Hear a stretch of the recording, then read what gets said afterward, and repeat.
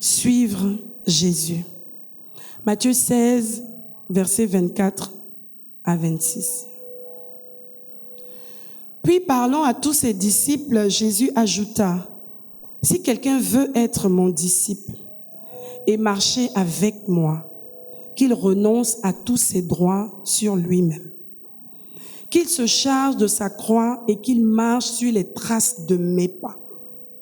Qu'il renonce, s'il te plaît, qu'il renonce à tous ses droits sur lui-même. Il met une croix sur tout ce qu'il estimait être des droits légaux personnels. Il met une croix et il dit, Seigneur, je te donne le stylo, écris ce que toi tu veux maintenant que je considère comme étant les droits auxquels, ou bien les exigences qui sont rattachées à ma vie.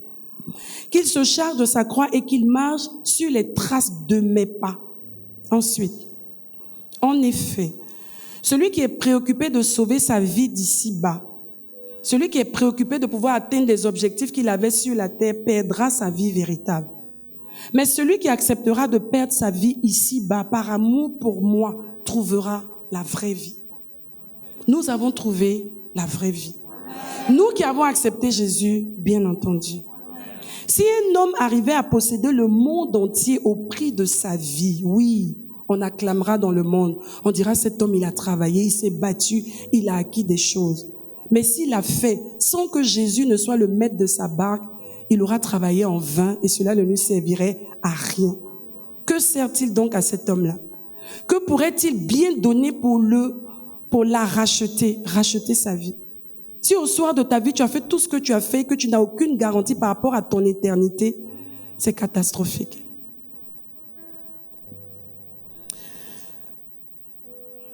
On va repartir un peu plus haut pour comprendre le contexte dans lequel Jésus a dit ça. Versets 15 à 23. Et pour vous, leur demanda-t-il, qui suis-je? Parce qu'il avait demandé, qu'est-ce que les gens disent que je suis? Ils ont répondu au nom de ce qu'ils ont entendu les autres dire. Et il leur demande à vous-même, vous maintenant, qui dites-vous que je suis? Et ce fut Simon-Pierre qui lui répondit, tu es le Messie, le Fils du Dieu vivant. En réponse, Jésus lui dit, tu peux te réjouir, Simon, fils de Jonas, car ce n'est pas de toi-même que tu as trouvé cela. C'est mon Père céleste qui te l'a révélé. Bonne réponse. À mon tour, je te déclare, tu es Pierre, c'est-à-dire roc. Et sur cette roche, j'édifierai mon église, devant laquelle ni le pouvoir de la mort, ni les puissances infernales ne résisteront. Aucun ennemi ne pourra la détruire. Voici l'église du Seigneur. Elle est où? Rien ne pourra te détruire. Rien. Aussi longtemps que tu marches dans les pas de Christ, rien ne pourra t'atteindre. Je te donnerai les clés du royaume des cieux. Ce que tu interdiras ou permettras ici-bas sera sanctionné par l'autorité divine. Ça, c'est fort. Puis Jésus interdit sévèrement à ses disciples de dire à qui que ce soit qu'il était le Messie. À partir de ce jour, Jésus entreprit donc, à partir de ce jour, dans les jours qui ont suivi ou dans les heures qui ont suivi peut-être, Jésus entreprit d'expliquer à ses disciples ce qui lui arriverait. Il faut que je me rende à Jérusalem. Là-bas, les anciens du peuple, les chefs des prêtres et les interprètes de la loi m'infligeront toutes sortes de mauvais traitements et me feront beaucoup souffrir. Je serai mis à mort, mais je ressusciterai le 3e jour. Alors Pierre, le même Pierre à qui on avait donné plusieurs bons points parce qu'il avait trouvé la réponse de la part du Seigneur, il avait reçu, entendu. Alors Pierre le prit à part et se mit à lui dire, à lui faire des reproches. Que Dieu t'en préserve, Seigneur. Il ne faut absolument pas que cela t'arrive. C'était bien. C'était louable pour dire, mais comment tu peux même dire des choses comme ça? On va pas laisser faire ça. Ne dis même pas ça. Alors, mais Jésus se retournant lui dit, va-t'en, arrière, tentateur, porte-parole de Satan. Celui-là qui avait eu la révélation pour laquelle on l'avait établi chef de l'église. Quelques jours, quelques heures après, on lui dit qu'il est devenu le porte-parole de Satan. Tu me tends un piège, tu veux me faire hésiter sur le chemin à prendre et me détourner de celui que Dieu a fixé pour moi, car tu vois les choses du point de vue des hommes et non de celui de Dieu. Puis, parlant à tous ses disciples, Jésus ajouta, si quelqu'un veut être mon disciple et marcher avec moi, qu'il renonce à tous ses droits, sur lui-même, qu'il se charge de sa croix et qu'il marche sur les traces de mes pas. C'est après tout ça que Jésus dit que si quelqu'un veut être mon disciple, qu'il renonce à lui-même. Ça veut dire que tu peux être quelqu'un qui a eu la grâce d'avoir une révélation extraordinaire à un moment donné de ta vie et quelques moments après, tu peux passer à côté complètement des desseins de Dieu. Donc, pour que ça puisse véritablement marcher entre vous et moi, retenez qu'il est important pour chacun d'entre vous de renoncer à lui-même, de se charger de sa croix et de suivre mes pas. Si je dis qu'on va à gauche, il est hors de question de dire non Seigneur, tu n'as pas bien réfléchi. Moi, je pense, dans ma sagesse, qu'il faut qu'on aille à droite. Ça veut dire qu'on peut bien commencer, on peut avoir été apprécié, on peut avoir reçu même des honneurs et puis se retrouver à un moment donné à côté de la plaque. Pourquoi? Parce qu'à un moment donné, on n'a pas été diligent. C'est une affaire de tous les jours. C'est une affaire de toutes les heures. C'est une affaire de toutes les minutes. C'est une affaire de toutes les secondes. Que nous puissions laisser Christ totalement prendre le contrôle de nos vies. Souvenez-vous du jour où nous avons donné notre vie à Jésus. Qu'est-ce que nous lui avons dit? Seigneur, je veux faire de toi mon Seigneur et mon sauveur personnel. Sauveur personnel, c'est bon. De toute façon, c'est le sauveur de l'humanité. Accepter qu'il soit ton sauveur personnel, c'est tout bénéf pour toi. Mais ça va plus loin que ça. Faire de toi mon Seigneur personnel. Le maître de ma vie. À partir d'aujourd'hui, je n'ai plus de volonté. Ce que tu imposes, c'est ce qui va se faire. Ce que tu décides, c'est ce qu'on va faire. C'est très fort. Souvent, je me dis, quand on fait la prière du pécheur, on n'a pas idée, en fait. Quand on regarde notre parcours aujourd'hui, de là où on a été pris, et qu'on faisait les prières, et jusqu'à aujourd'hui, non ma volonté, Seigneur, mais la tienne. Ah, ça a coûté beaucoup. Hein. Jésus a tapé à ton cœur pendant longtemps, et puis tu lui as dit, oui, Seigneur, j'accepte. Et tu lui as donné ta vie. Et regarde aujourd'hui le parcours. Regarde le parcours. Dieu a un plan pour chacun d'entre nous, mais ça commence par le fait de lui donner toute la place. Parce que ça ne sert à rien de dire aux gens qu'on lui a donné la place alors qu'on lui a pas donné la place, parce qu'après les résultats ne seront pas conformes forcément à ce que lui il a arrêté en fait. Et puis on va jeter le discrédit sur le Seigneur. Non. Si ça ne marche pas, c'est pas Dieu. Ça veut dire que toi-même il y a un problème, moi-même il y a un problème. Donc la première des choses, c'est de renoncer à soi-même, comme il est dit dans le verset. Renoncer à soi-même. Il s'agit donc de renoncer à quoi? À la manière dont on voyait les choses avant, les plans qu'on avait avant, les projets qu'on avait avant, les choses qu'on avait avant. Je disais tout à l'heure, pendant que je préparais le message, je me sens poussée à le redire. Il y avait un anniversaire à côté de chez moi. Et puis j'ai entendu une chanson, mince. Et puis le Saint-Esprit m'a dit, tu te souviens de cette chanson-là? J'ai dit, oui, ça c'était ma chanson, ça. Oh, j'aimais cette chanson, c'était un zouk. Quand j'entends ça, si je suis en train de faire quelque chose, je marque une pause, je savoure le chant. Après, je me suis demandé, mais qu'est-ce que le chant là même avait de particulier en fait? Mais aujourd'hui, je le dis, parce que je viens de loin. Dieu m'a détaché justement dans le fait de lui d'avoir fait de lui, le maître de ma vie. Il y a des appétits que j'avais aujourd'hui. Quand je regarde ça, ça m'amuse en fait. Ça me fait rire. Je me dis, mais j'étais dans quoi en fait? Et c'est ça le parcours avec le Seigneur. Dieu, il nous prend de quelque part. Imaginez-vous depuis combien de temps Jésus était à notre porte. Les gens viennent te parler, je dis, oh, vous là, vraiment, après. Je suis déjà né de nouveau. Ah bon, oui. Et pourtant, tu n'es pas né de nouveau. Tu vas à l'église, tu fais tout comme quand tu es avec les chrétiens, tu as les paroles qu'il faut, tu as les mots qu'il faut. Jésus est fidèle. Dieu au contrôle. Il y a des thèmes quand tu entends, faut pas t'arrêter à ça. Hein. Faut aller plus loin que ça. Parce que ce sont des habillages. Vous connaissez le caméléon? Il prend la couleur, voilà. Dans l'espace où il se trouve, si c'est jaune, il est jaune. Puis tu le retrouves vert. Tu dis, mais c'était pas la personne qui était... Ah, mais il a plusieurs couleurs. Dieu avec lui, il n'y a pas plusieurs couleurs. C'est Christ ou c'est pas Christ. Donc il s'agit de renoncer à ses propres plans pour épouser ceux du Seigneur. Renoncer à ses propres plans. Quand tu rencontres le Seigneur, quel que soit l'âge, quel que soit ce que tu étais en train de faire, il faut que tu marques une pause. Stop, même pas une pause, un stop. Dis, ok Seigneur, je t'ai rencontré aujourd'hui, voici l'état des lieux. Voici ma vie, voilà mon parcours, tu le connaissais de toutes les façons.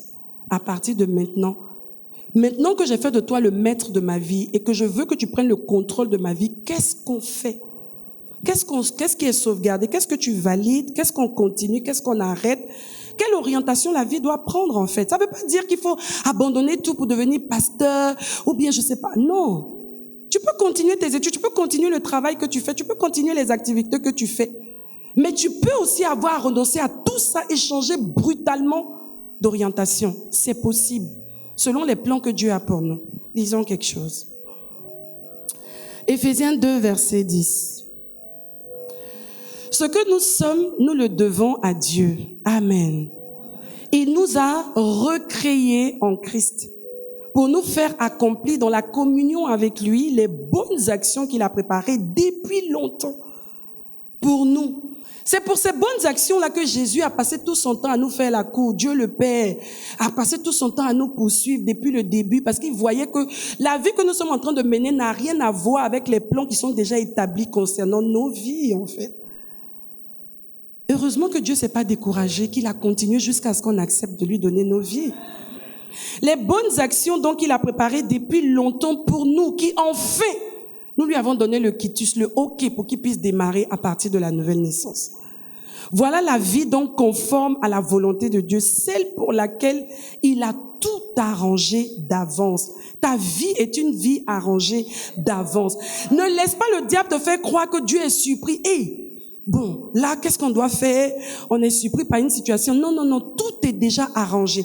C'est pour ça que j'ai dit d'entrée de jeu que si on était diligent dans la manière dont on écoutait le Seigneur et se laissait conduire par le Saint-Esprit, la majorité des problèmes même que nous vivons et qui perdurent, qui ne trouvent pas de solution tout de suite, c'est parce que nous sommes passés à côté.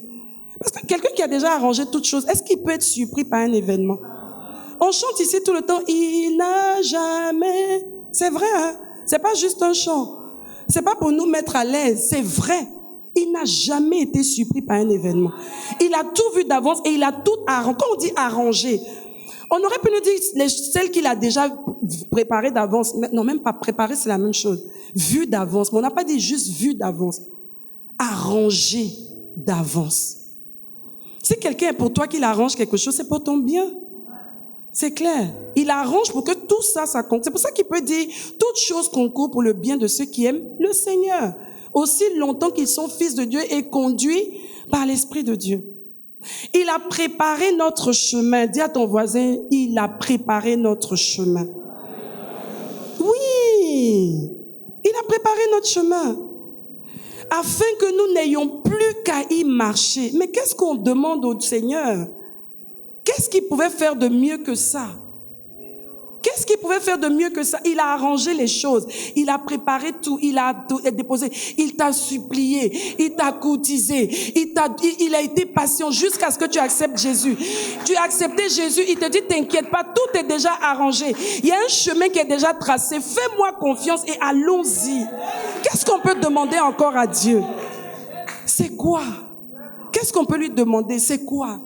L'argent, un mari ou une femme, je sais pas, un enfant, c'est quoi? Je disais à quelqu'un dernièrement, attends, tout ce qu'on cherche là, c'est quoi par rapport à ce projet-là? Fais-lui confiance et tu vas voir en chemin. S'il n'est pas digne de confiance, à la fin, tu pourras dire vraiment, Seigneur, tu m'as blagué. Dieu ne peut pas te tromper. Attends, toi, tu es qui? Et c'est avec toi qu'il va devoir prouver quoi? Il a déjà tout prouvé. Regarde la nature. Regarde l'agencement du cosmos, de l'univers agencé de Dieu. C'est sur ta petite vie là il va tituber. Non, j'attends depuis, je vois pas.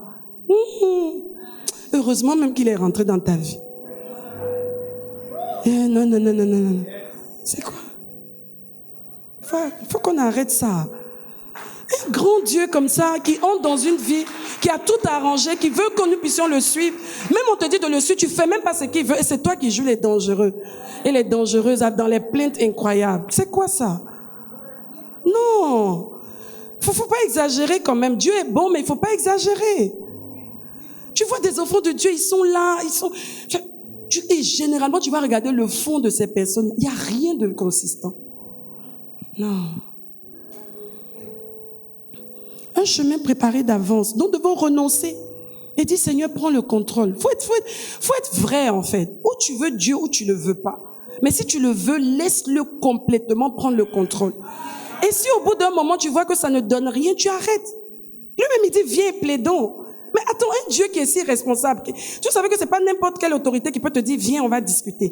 Ah oui, mais s'il te dit, viens qu'on peut plaider, ça veut dire qu'il sait sur quoi il se tient, en fait.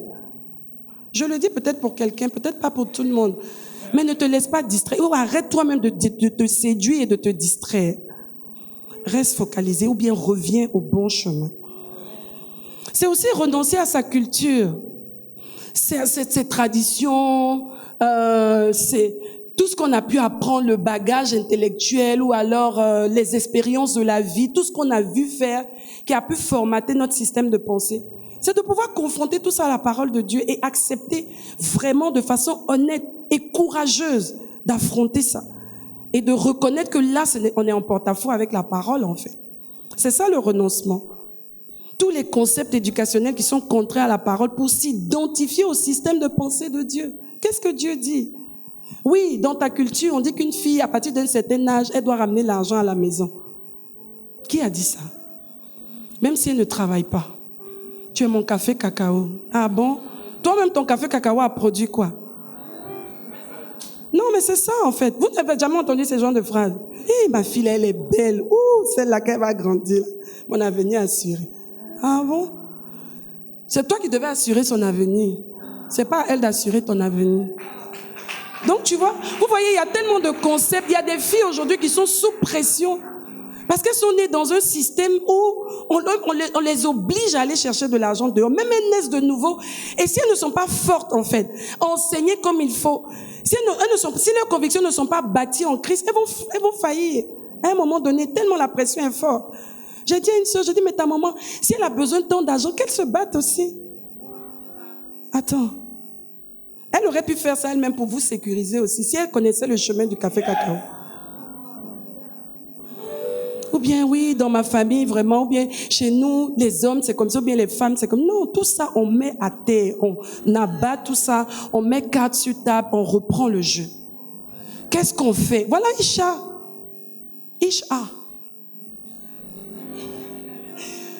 On a été beaucoup de témoignages, mais même nous qui étions en train de suivre Isha, même les orateurs, nous tous, on a reçu quelque chose. Parce que quand tu es dans la présence de Dieu, que tu écoutes la parole de Dieu, c'est toujours pour un homme. Mais attends, Dieu, il est sage. Il ne nous emmène pas ici parce qu'il a envie de nous voir. Même chez nous, à la maison, il est avec nous, il nous voit. C'est parce qu'il veut nous faire du bien, il veut nous aider. Il sait qu'il y a des situations, tant qu'on n'a pas la révélation, comme disait le révérend Assois tout à l'heure, c'était pas mauvais en fait. C'est pour dire effectivement, Dieu, il a une pression qui s'est mise, pas un feu, mais une pression qui s'est mise lui-même au travers des promesses qu'il a faites. Et il doit les tenir. Et quand il sait que ça coince, il est obligé de nous apporter des clés, nous apporter des réponses, ou bien ouvrir notre entendement sur la manière dont nous devons comprendre les Écritures pour pouvoir les appliquer et changer la donne. Cette confrontation, elle est inévitable et devrait être menée courageusement, comme je disais tout à l'heure. En ce moment-là, on parlera de renouvellement de l'intelligence du système de pensée. Nous tous ici, nous sommes témoins, si nous sommes vrais, que beaucoup de choses ont changé dans notre manière de voir. Si les choses n'ont pas changé, ça veut dire qu'on est têtu. Ou qu'on ne veut pas laisser la parole travailler à l'intérieur de nous. Sinon, normalement, quand tu regardes ta vie, elle ne peut pas être la même. Même d'hier à aujourd'hui, il doit y avoir quelque chose qui a changé. Il doit y avoir une amélioration, un bonus, quelque chose. C'est pour ça qu'on parle de métamorphose divine. Quotidiennement, Dieu nous parfait, jusqu'à atteindre la stature parfaite de Christ. Romains 12, versets 1 à 2. Je vous demande donc, frères et sœurs, à cause de la bonté que Dieu nous a témoignée, de lui consacrer notre être tout entier. Consacrer, c'est ça. Je ne m'appartiens plus, je m'offre à toi comme une offrande, c'est ça. Comme on l'a fait tout à l'heure, quand tu as mis l'argent dans le panier, là, est-ce que tu vas encore réfléchir, tu penses encore à ça?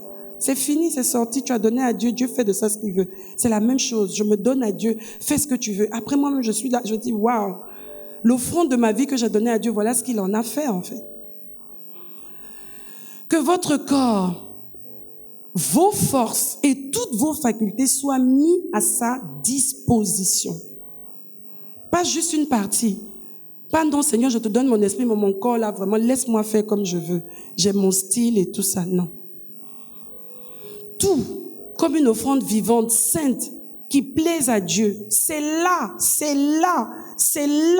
le culte spirituel qui a un sens. C'est là le culte spirituel qui a un sens. Un culte logique, conforme à la raison, à ce que, la raison demande. Conforme à ce que la raison nous demande.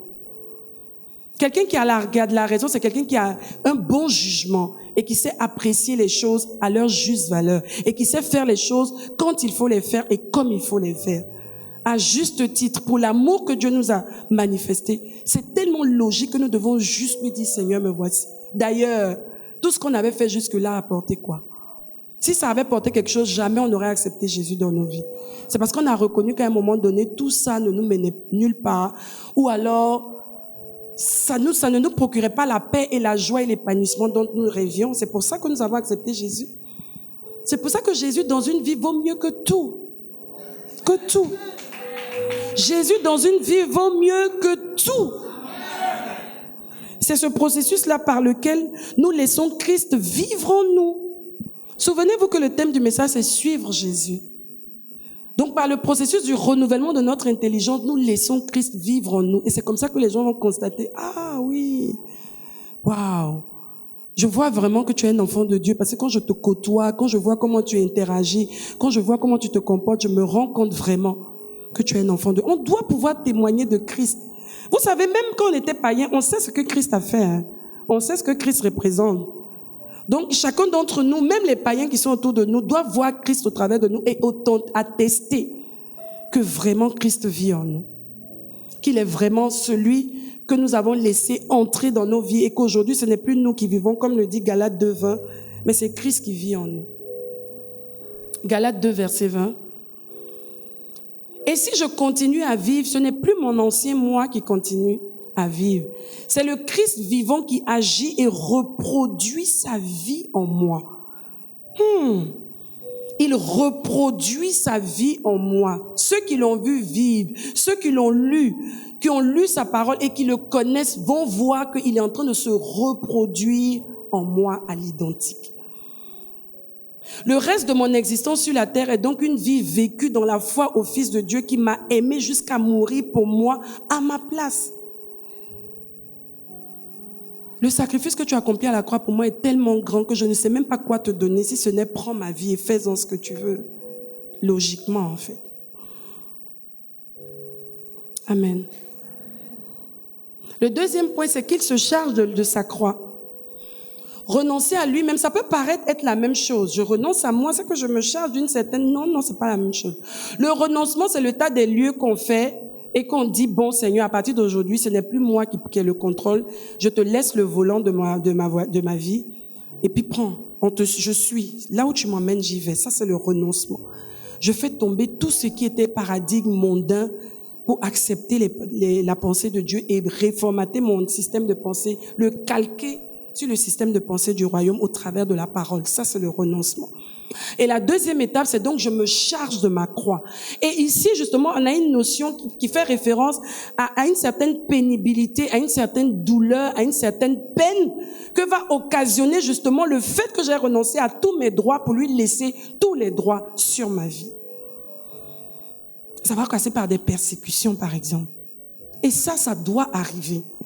Il faut être préparé à ça. Quand on est nouveau-né en Christ, le Seigneur est passé. Je sais, Dieu, il est tellement sage. Il y a des choses, si tu vois ça tout de suite, tu peux fuir. Pas parce que tu peux pas t'en sortir, mais parce que tu n'as pas suffisamment de foi pour croire que tu peux t'en sortir, en fait. Comme un enfant, on l'assiste et tout, parce qu'il est encore petit. Mais au bout d'un moment, il va falloir que tu puisses faire toi-même tes pas.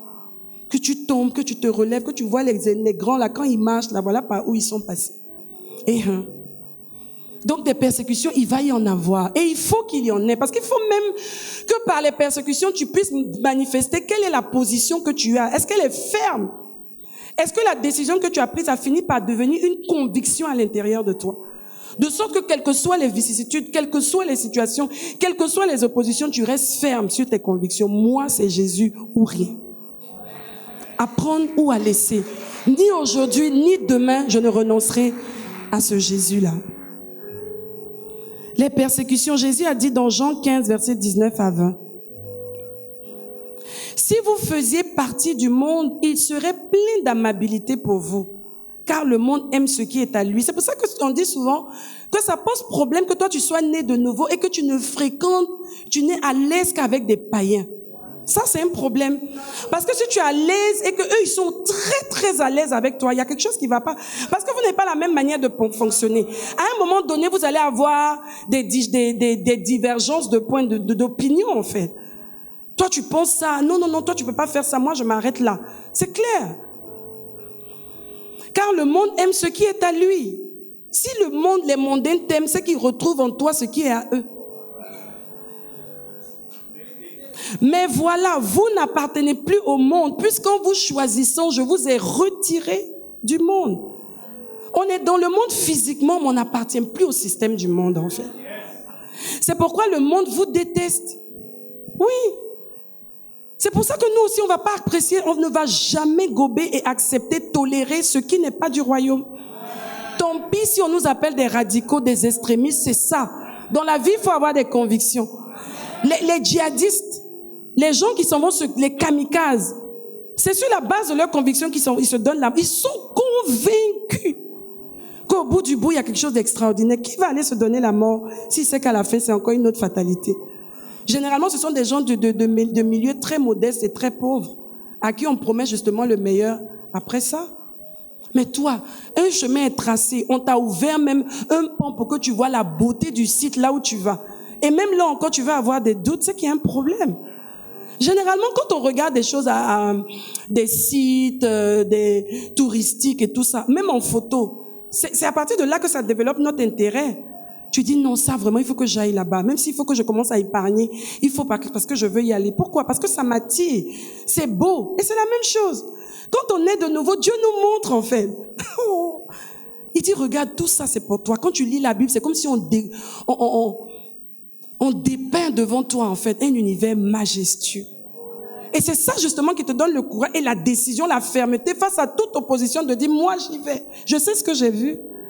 Je sais ce que Dieu m'a montré en fait. On continue, on n'avait pas fini le verset. Souvenez-vous de ce que je vous ai dit une fois. Le serviteur n'est jamais supérieur à son maître. S'ils m'ont persécuté, ils vous persécuteront vous aussi. Et s'ils ont gardé mes paroles, ils garderont aussi les vôtres. Si Jésus a été persécuté, nous tous qui sommes là, nous avons été persécutés. Mais cette persécution-là, elle était bonne aussi parce que notre fermeté et les évidences que Dieu a dû apporter pour démontrer à ceux autour de nous que nous étions dans le vrai, ont amené plusieurs personnes à donner aussi leur vie à Jésus. Mais si on avait failli au moment de la persécution, comment ça se serait passé pour ceux qui sont autour de nous? Dieu compte sur nous.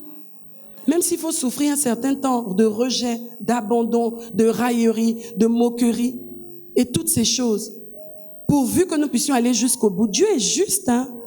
Et Dieu sait récompenser, Dieu sait confirmer, Dieu sait attester et Dieu sait démontrer aux autres que nous avions raison.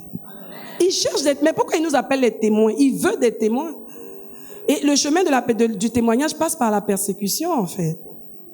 Il y aura des sacrifices à faire, il y aura des séparations difficiles, des gens qu'on a aimés, on s'est dit, oh, ça, ce sont mes gens. C'est ça. Mais à un moment donné, si ça doit handicaper ta marche, Dieu va les enlever. Aussi difficile que ce soit. Et vous savez, les séparations nous emmènent à plus nous attacher à Dieu. Les trahisons, les déceptions nous emmènent à nous attacher à Dieu. Ça arrange Dieu, en fait. Ah oui, parce que Dieu, il est possessif, il est jaloux. Donc, c'est ça. S'il voit que quelqu'un va te voler son attention et toutes ces choses, On l'évacue, hein. Matthieu 10, versets 34 à 38. N'allez pas croire que je sois venu apporter la tranquillité sur la terre. Hein. Et pourtant, Jésus est le prince de paix. Ma mission n'est pas d'apporter la tranquillité, mais la lutte. Il y aura des luttes. Oui, je suis venu mettre en opposition le fils et son père. Être capable de dire à son père, papa, avec tout le respect que j'ai pour toi, à cause de mes convictions, je m'arrête là. Je ne peux pas aller plus loin que ça. Non, mais je n'ai pas fini, s'il te plaît. La fille et sa mère, la belle-fille et sa belle-mère. On continue. On aura pour ennemis même ceux de notre propre maison. Oui. Et Dieu va s'assurer que si dans tout ce tumulte-là, on reste ferme et stable en Christ. C'est ça, porter sa croix. On renonce, on porte sa croix. Et ensuite, on le suit. Moi, je me suis dit, mais attends, pour moi, c'est évident, en fait. Si j'ai renoncé à moi-même, que je me suis chargée de ma croix, mais naturellement, je vais faire quoi? C'est parce que je n'ai que de le suivre. Mais s'il dit qu'il me suive, ça veut dire que tu peux avoir franchi les 2 premières étapes et au niveau de le suivre, il peut se poser encore un problème. Parce que tu peux suivre le chemin tracé. Est-ce qu'on peut revenir à Matthieu 16, verset 24, s'il vous plaît? Il se charge de sa croix et qu'il marche sur les traces de mes pas. Le chemin est déjà tracé, mais encore faudrait-il marcher sur les traces de ses pas. Pas marcher comme on veut, mais comme lui, il veut et comme il a marché. C'est ça. Qu'il me suive, ça veut dire qu'il aille, pas de la manière dont il a arrêté que ce serait la bonne. Non, selon encore ma manière. Le chemin, c'est moi qui le trace et la manière d'y marcher, c'est encore moi qui le montre. Il y a des exigences dans le royaume. L'exigence de faire les choses pas comme nous voulons, mais comme il veut, sur le chemin tracé et indiqué par lui. Jésus a marché sur la terre. La parole s'est faite chair. Il est venu démontrer en fait comment on peut triompher sur la terre. Et donc, il veut que nous, ses disciples, nous puissions marcher comme il a marché. Tu peux pas marcher autrement que Jésus a marché et vouloir avoir les résultats attendus ou annoncés par Jésus si tu marches comme il veut que tu marches. C'est pas possible. Et souvent, c'est ce qui nous arrive. On veut marcher sur le chemin que Jésus a tracé, mais pas comme Jésus a voulu. On utilise des méthodes qui sont autres que les méthodes divines. Ça ne marchera pas. Ça ne marchera pas. On va se casser la tête et on va revenir au point de départ. Mais c'est du temps perdu. Ça passe par le fait de se laisser conduire par la parole. Suivre Jésus, c'est suivre sa parole. On a vu que Jésus et sa parole sont un. Donc si je dois suivre les pas de Jésus, je dois suivre sa parole. Et je suis sa parole pas dans un domaine, dans 2 domaines, dans tous les domaines de ma vie. Tous les domaines de ma vie. Tous les domaines de ma vie. Non, Seigneur, vraiment, ce côté-là, c'est trop dur. Moi, vous savez, quand les gens commencent à raisonner par rapport à la parole, non, mais tu sais, oui, mais Dieu même, il sait que, bon, mais attends, il y a problème. Parce que normalement, quand le Saint-Esprit te parle, même si tu comprends pas, même si c'est pénible, il y a quand même ton esprit à l'intérieur de toi qui te dit, vas-y, fais-lui confiance, ça va aller. C'est ça. Comme ce matin, je disais, je méditais et le Saint-Esprit m'a fait comprendre quelque chose, en fait. Même les animaux, en fait, il me dit, mais les animaux, ils ne s'accouplent que quand ils sont matures. Regarde jusqu'où le diable a perverti la race humaine et le sexe dans la race humaine au point où les gens se disent, non, à un certain âge, je peux plus tenir. Il y a des doctrines de fous, de démons. Non, il y a une force en toi qui doit sortir. J'ai déjà développé des choses. Ce que Dieu a pensé dès le début, il a regardé avec les animaux. Vous avez déjà vu 2 femelles animaux ensemble. La nature même nous enseigne. J'ai demandé ce matin, vous pensez que les animaux à un certain âge aussi, ils ne sont pas adolescents, ils n'ont pas peut-être des pulsions, des érections ou des, je sais pas moi, des désirs? Mais est-ce que vous avez déjà vu des chatons en train de s'accoupler? Et ce sont les hommes, le diable a tellement vu la gloire que Dieu avait pour nous, qu'il nous emmène à penser des choses. Tout ça, c'est des concepts erronés. La nature même nous enseigne comment les choses doivent se faire. Et regardez comment les hommes sont en train de s'arc-bouter sur des doctrines de folie pour aller dans le mur, en fait. Jean 8, verset 31. Alors Jésus dit aux Juifs qui avaient eu foi en lui, si vous vous attachez à la parole. Les Juifs qui avaient eu foi en lui, nous qui avons eu foi en lui, qui avons décidé de faire de lui notre maître. Il dit, si nous nous attachons à la parole qu'il nous a annoncée et que nous vivons conformément à ce qu'il a dit, alors nous serons vraiment ses disciples. En ce moment-là, on pourra reconnaître qu'effectivement, nous sommes en train de marcher dans les pas de Jésus. C'est ça, suivre ses pas. Ensuite, Jean 14, verset 23. Jésus lui répondit, si quelqu'un m'aime, il mettra en pratique ce que j'ai dit. C'est comme ça que Jésus reconnaît ceux qu'il aime. Dans ma marche avec le Seigneur, quand j'ai eu cette révélation, ça m'a fait pleurer en fait. Je me suis dit, waouh! Chaque fois que je ne fais pas ce que Jésus demande, je suis en train de lui montrer que j'aime mieux ce que Satan me propose que lui en fait. Ainsi, mon Père aussi l'aimera. Nous viendrons tous deux vers lui et nous nous établirons à demeure chez lui. Imagine un jeune homme, une jeune fille, une mère de famille, un adulte, une personne mature, je sais pas, du troisième âge, peu importe. Dieu le Père, le Fils, le Saint-Esprit viennent faire leur demeure en toi. Qui peut te faire quoi? Tu es élève là. Comment tu vas être parmi les tricheurs? Comment tu vas pas être à la tête? Comment est-ce que Dieu va pas... Une sœur m'a rendu un témoignage ici. Sa fille s'est baptisée. Quand la petite a décidé de se donner au Seigneur, je crois qu'elle a fait une alliance pour dire, Seigneur, je me baptise. Je veux pas me tromper, mais je crois que c'est autour de ça. Et elle a dit au Seigneur, elle a dit au Seigneur, je crois qu'elle avait des problèmes avec les mathématiques ou quelque chose comme ça. Avec une matière en tout cas.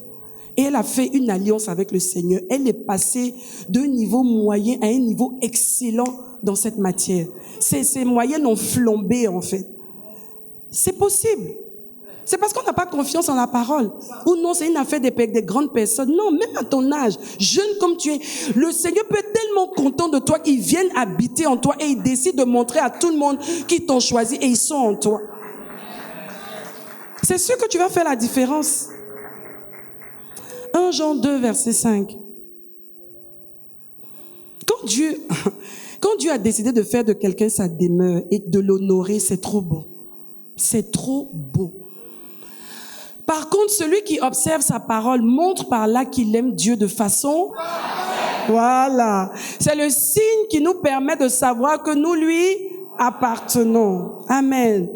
Nous devons donc marcher dans ses pas. La Bible dit dans Matthieu 11, versets 28 à 30, « Venez à moi, vous tous qui êtes fatigués. Vous tous qui êtes fatigués, vous tous qui êtes accablés, vous tous qui êtes déprimés, parce que vous ployez sous un fardeau trop lourd. Le fardeau du diable est trop lourd. Et je vous donnerai du repos. » Le repos, on ne l'a qu'en Jésus. Quand on accepte Jésus, qu'il entre dans nos cœurs, il apporte la paix. C'est comme de l'eau glacée qu'on apporte dans un endroit qui était chaud, enflammé. Oui, allons-y. Verset 30. Ok, vers 9. Acceptez de vous laisser diriger par moi et mettez-vous à mon école. Acceptez de vous laisser diriger par moi. On revient encore à ça. Et mettez-vous à mon école, car de tout mon cœur, je suis doux et humble. Attends, quelqu'un qui a fait tout ce qu'il a fait pour nous, est-ce qu'il peut encore nous emmener de façon, c'est pas de façon machiavélique, c'est-à-dire à mettre un plan pour nous torturer? C'est le diable qui est méchant. Quand lui, il est le maître de ta vie, il te fait du mal, il te torture. Jésus, c'est pas ça. Il veut te voir épanoui. Il dit, je suis doux et humble, ainsi votre vie trouvera quoi?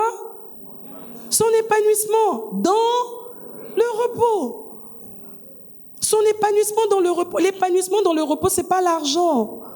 Non, qu'on ne vous blague pas. Les gens ont plein de tonnes d'argent et ils se tuent. C'est pas l'argent, c'est Jésus. Il dit, facilitez-vous la vie. On n'avait pas terminé, allons-y. Oui, mon joug est utile. Il est utile. C'est-à-dire, vous en avez besoin. Le joug qu'on mettait sur les animaux, c'était pour qu'ils puissent être efficaces, en fait, qu'ils ne se dispersent pas, qu'ils puissent travailler de façon diligente ensemble pour labourer, en fait. Ou même quand on met le joug sur une personne, c'est pour garder l'équilibre. Que si tu portes des charges, il n'y a pas un côté qui soit trop lourd par rapport à l'autre pour déformer ta colonne vertébrale. Donc c'est utile. C'est utile pour que les objectifs de Dieu soient atteints. Il faut quand même qu'on te canalise avec la parole et que tu puisses accepter de marcher dans ces bornes-là, en fait. Oui, mon joug est utile et la charge que je vous impose est légère. Elle est légère. Contrairement à celle du diable, vrai ou faux? Yes. Dieu veut nous faciliter la vie, en fait. Il a envoyé Jésus nous faciliter la vie. On va prier ce matin. Dis merci à Jésus pour l'œuvre qu'il a accomplie à la croix pour toi. Et lui dit, Seigneur, vraiment, si j'avais pas bien compris certaines choses et que j'avais peut-être mal pris, ou je m'étais braqué ce matin, je veux faire profil bas, je veux laisser tomber toute résistance et je veux revenir à toi comme un enfant au pied de son Père et te dire, Seigneur Jésus, sois vraiment, comme je l'ai dit, je le pense encore aujourd'hui, le maître de ma vie. Prends le total contrôle de ma vie au nom suprême de Jésus. Je sais que sans toi, je ne pourrais pas y arriver. Je me suis cassé tellement de fois la tête en n'étant pas diligent, en voulant prendre un chemin qui n'était pas le tien, ou en ne voulant pas porter la charge qui m'était imposée, ou en ne voulant pas renoncer à moi-même ou à certains droits pour te laisser prendre totalement le contrôle de ma vie, Seigneur. Ce matin, je m'incline, je dépose tout à tes pieds. J'arrête toute résistance ce matin au nom suprême de Jésus. Alors si tu es là ce matin et que tu sais que tu étais dans une espèce de résistance par rapport à l'appel de Dieu te concernant, où Jésus te demandait de donne-moi ta vie. Ce matin, il passe par moi comme un baffle qui t'envoie encore son amour, te dit j'ai besoin de toi. Le chemin que tu es en train de suivre n'est pas celui qui va t'emmener à l'épanouissement. Donne-moi ta vie et laisse-moi te prouver que je suis la meilleure option pour ta vie. Ce matin, si tu es là, n'aie pas honte. C'est une affaire de destinée, c'est une affaire de salut. Il y a des personnes qui sont ici à l'église, qui ont marché ici pendant des années, qui n'ont pas accepté de suivre ce que Jésus donnait comme instruction. Et aujourd'hui, leur vie est remplie d'imprévus, remplie de choses qu'ils n'auraient jamais voulu, mais qui sont déjà là.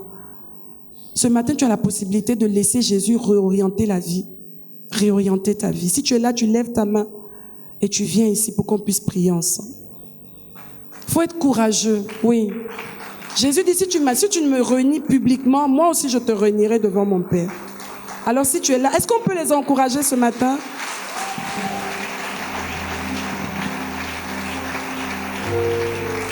Que Dieu vous bénisse. Ça, c'est un grand jour pour vous aujourd'hui.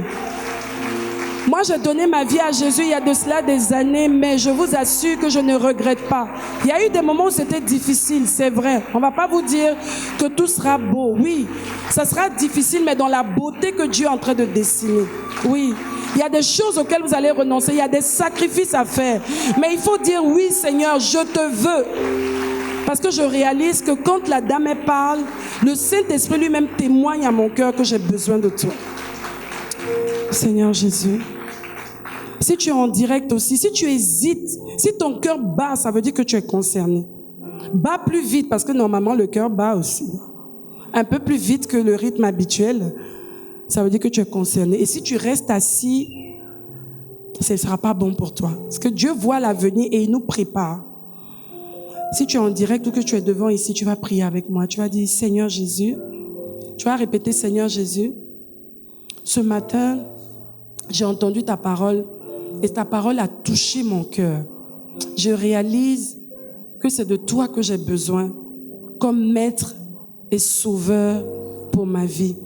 J'ai appris que tu es mort à la croix pour mon salut et j'accepte de bénéficier de ce salut gratuit que tu m'offres.